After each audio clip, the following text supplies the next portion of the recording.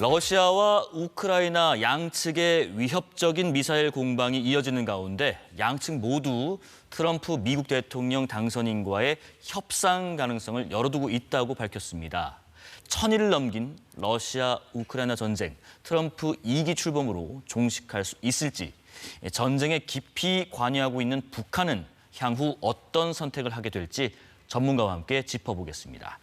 통일연구원 조한범 석좌연구위원 모셨습니다. 안녕하십니까? 예, 안녕하세요. 예, 지금 러시아가 우크라이나가 발사한 탄도미사일 8기를 격추했다 이렇게 또 밝혔고요. 우크라이나는 러시아의 공군 기지를 노리고 어제 에이테크스라는 전술 탄도미사일로 러시아 본토를 또 타격했다고 하는데 지금 러시아와 우크라이나 간에 미사일 공방이 좀 격화하는 모습인 것 같아요. 이건 어떤 상황으로 우리가 이해하면 될까요? 일단 이제 양측, 예. 우크라이나와 러시아의 주장을 일단 한번 거르고 들어야 됩니다. 과장을 하거든요. 혹은 아니면 침소봉대하거나. 네네. 지금 절기로 보면은 전투가 좀 소강 상태로 가야 되거든요. 왜냐하면 이제 그 우크라이나 평원지대가 진흙탕으로 변하는 라스푸티차가 왔기 때문에 도로 위에는 기갑 차량들이 이동을 못 해요. 그러니까 상당히 전투가 어렵습니다. 곧 이제 추위가 오는 동장군이 오고. 그런데 전투는 격화되고 있거든요. 그 이유는 이제 두 가지입니다. 하나는 북한군 파병. 네. 우리 인한 변수로 서방, 미국, 나토가 자국이 지원한 무기를 사거리 제한 없이 이제 우크라이나 영토가 아니라 러시아 영토까지 쓰게 해주니까 이제 두 개가 이제 러시아는 북한군 파병이라는 레단을 넘었고 바이든과 나토는 이제 사거리 제한 해제라는 둘 다 레단을 넘은 거예요. 이게 충돌하고 있는 거고. 예. 또 하나 변수는 이제 트럼프 대통령입니다. 트럼프 대통령은 우크라이나 전쟁의 양상과 관계없이 무조건 빨리 끝내는 게 최대의 목표거든요. 그러면 집권함과 동시에 현 상황에서 강제 휴전할 가능성이 높거든요. 그럼 지금 있는 위치가 국경이 되는 겁니다. 그러니까 최대한 지금 영토를 서로 점령을 해야만 휴전 협상에서 유리한 상황이거든요. 그러니까 절기상으로는 안 좋은데 전투는 더 격화되는 양상인 거죠. 그러니까 이제 점점 더 전투의 전장 현장이 좀 안 좋아지는 상황에서 조금이라도 더 차지를 한 상황에서 끝이 나든 종전이 돼야 유리하기 때문이다라는 말씀이신 것 같고 미국, 영국에 이어서요. 프랑스도 이 우크라이나의 장거리 미사일 족쇄를 좀 풀려나 봅니다. 프랑스가 제공한 스칼프라는 미사일이 있는데 이게 전투기에서 지상 목표를 타격하는 네. 공대지 미사일이라고 하더라고요. 러시아 영토 공격 제한 해제를 시사했다 이런 얘기가 나오는데 이에 대응해서 러시아가 발사한 미사일이 오레니시크라는 거. 장거리 탄도미사일인가 했더니 실제로는 신형 극초음속 중거리 탄도미사일이라고 하더라고요. 이 오레니시크, 이 어떤 미사일인가요? 러시아는 신형 중거리 극초음속 미사일이라고 그러는데 예. 또 마 10으로 떨어지니까 요격이 불가능하다고 그러는데 지금 저도 그렇고 미국 쪽에서는 신형은 아닌 것 같다. 그리고 이 극초음속 미사일 예를 들면 푸틴 대통령이 마 10으로 떨어지니까 요격 못 한다고 그랬거든요. 예. 일반 탄도미사일들도 종말 속도가 마 4에서 6이고 ICBM은 마 20에서 26입니다. 그러니까 마 10 정도는 중거리 미사일이면 다 구현해요. 그리고 떨어지는 거 보면은 이제 우박처럼 떨어지거든요. 그러면 다탄두 미사일, 그러니까 중거리 미사일, 다탄두 미사일 안에 들어있는 탄두를 핵 탄두가 아니고 일반 핵은 빼고 그냥 탄두가 우수수 떨어진 것 같거든요. 왜냐하면 떨어지는 거 보면 원래 다탄두는 각계 목표를 맞춰야 되거든요. 근데 그 개념이 아니고 그냥 우수수 떨어지거든요. 그리고 떨어지고 나서 폭발이 안 일어났고 떨어진 자국의 그 흔적도 넓지가 않거든요. 그러니까 중거리 IRBM을 다탄두를 머브를 그냥 고각 발사로 해서 쏜 것 같다. 그리고 이제 이게 RS-26으로 추정이 돼요. 지금 그러니까 러시아 말대로 이게 신형 극초음속 미사일은 아닌 것 같고 무력 시위를 위해서 IRBM을 쏜 것 같다는 게 지금 일각의 판단입니다. 그러니까 이제 뭐 극초음속 미사일 신형이라기보다는 중거리 탄도 미사일인데 이걸 좀 높이 고각으로 쏜 거고, 그리고 탄두부가 열리면서 다탄두면 각자의 목표를 막 펴졌는데 그렇죠. 자탄이 이렇게 날아가듯이 그냥 한 곳에 뚝 떨어지더라. 그리고 다탄두가 예. 떨어질 때는 대유관 밖에서 하나씩 들어오거든요. 근데 이거 그냥 떨어지거든요. 예. 그리고 극초음속 미사일이 무서운 건 속도뿐만이 아니라 종말 단계 가서 회피 기동을 해요. 근데 이거 그냥 뚝 떨어지거든요. 그러니까는 신형이 아니고 기존에 있는 메커니즘을 그대로 구현한 거다 이렇게 볼 수 있어요. 그러면 푸틴 대통령이 주장하는 것처럼 오레니시크를 요격할 수 없을 것이다, 이런 건 좀 과장된 표현일 수 있다고 그렇게 볼 수 따지면 있나요? ICBM도 요격이 불가능하죠. ICBM 종말 속도가 오히려 마하 20에서 26이거든요. 근데 이렇게 떨어지면 일정한 각도가 있으면 아무리 빨라도 맞출 수 있죠. 회피 기동을 못하면. 네네. 그러면 우크라이나의 에이테크임스와 스톰 섀도우 발사에 맞선 러시아의 오레니시크 발사, 단순히 대응 차원일까요? 이거는 어떤 의도를 갖고 있다고 보면 될까요? 일단 사실 푸틴으로서는 아픈 게 에이테킴스 300km, 그다음에 스톰 섀도우나 스칼프는 같은 거예요. 영국과 프랑스가 같이 개발했는데 이름만 다르게 붙인 겁니다.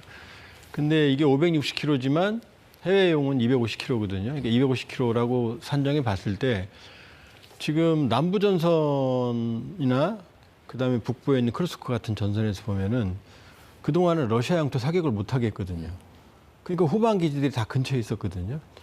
근데 이 300km를 허용해져 버리면 러시아의 주요 후방 기지를 다 때릴 수 있거든요. 이제 그러고 있는 거거든요. 그러니까 푸틴으로서는 아주 지금 아픈 상황이고, 근데 본인이 자처했죠. 북한군을 끌어들였으니까.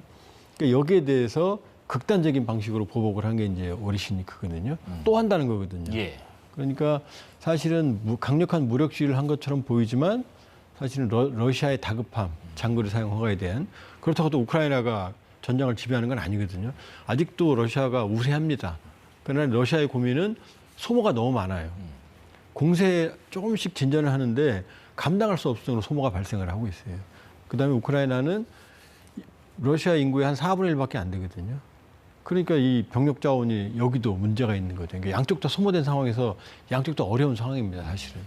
지금 러시아가요, 미국이 아시아에 중단거리 미사일을 배치하는 움직임을 보인다. 그러면 러시아도 아시아 국가들의 미사일 배치를 고려하겠다 밝혔는데, 이게 현실적으로 가능한지, 그렇다면 그 아시아 국가들 중에는 뭐 북한도 포함되는 건지 궁금합니다. 북한은 뭐 이미 자기들이 미사일 체계가 있는데 뭐 단거리, 중거리, 장거리까지. 장거리는 아직 능력은.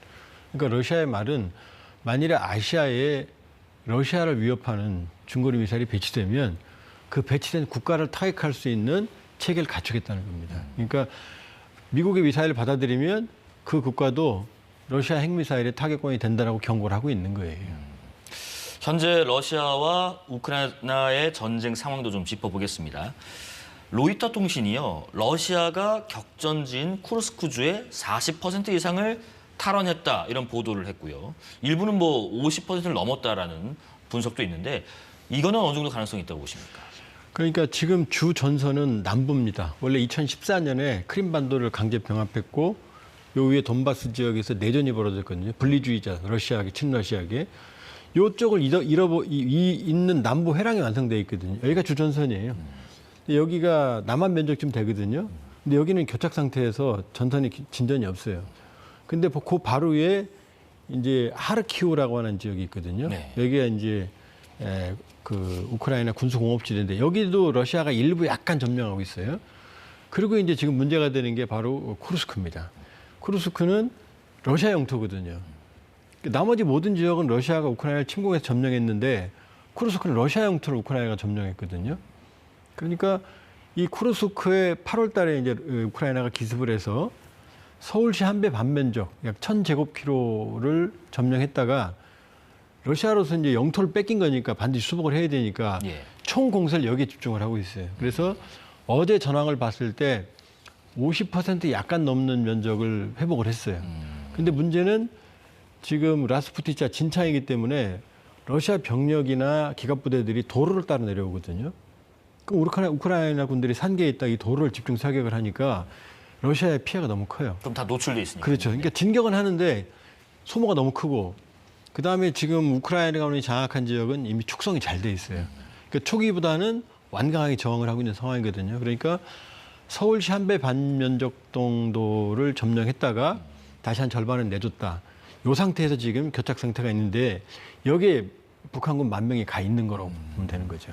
그런데 러시아가 지금 병력 모집에 열을 올리는 모양새라고 하더라고요. 뭐 입대 신병에게는 빚을 다 탕감해주겠다. 뭐 이런 내용의 법안에 또 서명을 했다고 하던데 이 상황은 지금 어떻게 우리가 읽어야 될까요? 사실 뭐 러시아 경제가 호황이다. 그런데 그건 절박한 호황이에요. 그걸 데스노믹스, 죽음의 경제라고 그러거든요. 왜냐 국가 재정을 쏟아부어서 무기를 생산하고 지금 전쟁 발발 이후에 러시아가 사망자들한테 지급한 보상금이 40조 원이 넘거든요. 예. 그다음에 병사들한테 월급을 주잖아요. 그럼 지금 돈이 막 풀리고 있거든요. 그럼 생산력, 산업 정상적인 생산 기반은 없는 상태에서 돈이 풀리니까 인플레이션이 되는 거죠. 인플레이션이. 그러니까 아주 건강하지 못한 상황이고 그다음에 지금 입대만 하면 최대 1억 3천만 원까지 빚을 탕감해 준다고 그러거든요. 그럼 지금 만일에 병력 자원이 충분하고 여유가 있다면 그렇게 해야 될 이유가 없죠. 그러니까 러시아도 병력 자원 심각한 부족 현상이 있고 지금 있는 이 데스노믹스 군수 경제는 착시다. 건강하지 못한 그 착시 현상이다. 그러니까 러시아도 전쟁의 장기 지속 능력에 상당한 지금 문제가 발생하는 상황이에요. 그렇다 보니까 자연스럽게 또 북한군 파병까지 이어진 게 아닌가 싶기도 합니다. 지난주 CNN 보도를 보더라도요. 북한군이 마리우폴과 하르키우에 도착했다고 하고 지금 보시는 것처럼 이 참전 지역이 점점 확대되고 있는 모양새인가 싶은데 그런데요. 아까 뭐 10,000명 말씀도 하셨습니다마는 북한군 500명이 사망했다. 이런 우크라이나 매체들 보도들이 있는데 우리 국정원은 뭐 구체적인 첩보가 있어서 면밀히 파악 중이라고 했고요. 근데 미 국방부는 확인 불가다 이런 입장인데 이런 견해차는 왜 그런 겁니까? 지금 뭐 마리우폴과 하르키우는 아까 지도가 나왔습니다만 예. 그건 우크라이나 영토예요. 그러면은 러시아와 북한이 올해 6월 19일 날 포괄적인 전략적 동반자 관계에 관한 협정을 체결했는데 그 4조가 네. 군사적 지원이거든요. 근데 저 하르키우하고 마리우폴은 해당이 안 돼요. 왜냐? 무력 침공을 받아서 전쟁에 놓이게 되면 지원한다는데 저건 러시아가 침공한 지역이거든요. 그러니까 마리우폴과 하르키우에 인민군을 보냈다 전투 병력을 그거는 지금 상식에 좀 안 맞죠. 근데 만일에 그래서 저 부분은 아직 확인은 안 됐고요. 예. 만일에 갔다면 제가 가진 러시아로부터 받은 첩보는 인민군 파병 전에도 북한군이 현장에 있었다고 그러거든요. 근데 전투병력은 아닙니다. 왜냐하면 무기가 갔으니까 AS 관리 이런 요원들이 반드시 따라가야 되거든요. 군사 고문단들이. 그 병력일 가능성이 있다. 전투요원은 제가 보기에는 크루스크에만 있을 거다. 왜냐 거기는 러시아가 침공을 당한 부분이니까. 그리고 스톰 섀도우 한 발 내지 2발 정도 공격한 것 같은데 네. 공대지 미사일 한 발로 500명이 죽지는 않습니다. 에이테킴스를 쏴도 많아야 수십 명, 뭐 100몇십 명 정도거든요.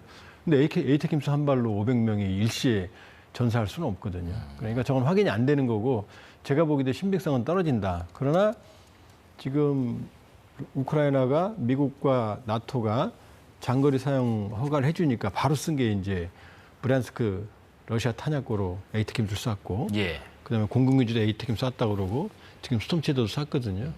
이제 프랑스가 허가하면 이제 스칼프도 쏘겠죠. 그러니까 그로 인해서 전과가 일부 있는 것 같다. 그러나 지금 뭐 500명 이설은 과장이다. 이렇게 볼 수 있죠. 러시아와 북한의 밀착에 지금 트럼프 2기가 변수가 될까 싶습니다. 트럼프 당선인이 알렉스 웡이라는 전 국무부 대북 특별 부대표를 이 백악관 국가안전보장회의 수석 부보좌관에 임명을 했던데 이 알렉스 웡이라는 사람이 트럼프 1기 때 대북 외교 실무에 깊이 관여했던 것으로 알려졌는데 이거는 또 어떤 영향을 미칠까 싶습니다. 조금 의외예요. 예. 왜냐하면 트럼프 1기 때 폼페이오 국무장관, 스티브 비건 대북 특별대표, 그다음에 매티스 국방부 장관, 맥마스터 안보부 장관 이 모든 사람들이 배제됐거든요. 예. 근데 알렉스 웡은 누구냐면은 하노이, 싱가포르 북미 정상회담을 모두 조율한 실무 책임자예요. 근데 이 NSC의 수석 부보좌관은 북한만 보는 게 아니라 전 세계를 보는 거거든요. 근데 북한에 특화된 인물을 지금 뽑았다는 얘기는 그것도 일기에서 유일하게 또 실무를 잘 아는 사람이거든요. 그 얘기는 트럼프 대통령 마음속에 김정은이 있구나. 그러니까 생각보다 그러니까 러우 전쟁은 조기 종식 이것이 강제 휴전이죠. 그다음에 이제 중동 사태도 조금 휴전 기미가 보이거든요. 그럼 생각보다 빨리 김정은에 접근할 가능성이 있다. 또 트럼프 대통령이 알렉스 왕을 임명할 때 이 사람이 비핵화 협상을 했다는 그런 부분을 얘기했거든요. 북한을 잘 안다고. 그러니까 우리 예상보다 트럼프 당선인 마음속에 북한과 협상이 더 강하게 남아있구나라는 게 이제 알렉스 왕 지명에서 알 수가 있다 이렇게 볼 수 있죠. 자, 무엇보다요.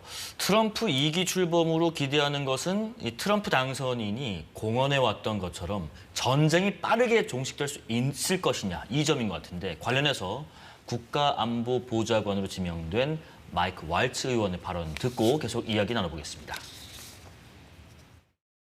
President Trump has been very clear about the need to end this conflict. The president-elect has been very concerned about the escalation and where it's all going.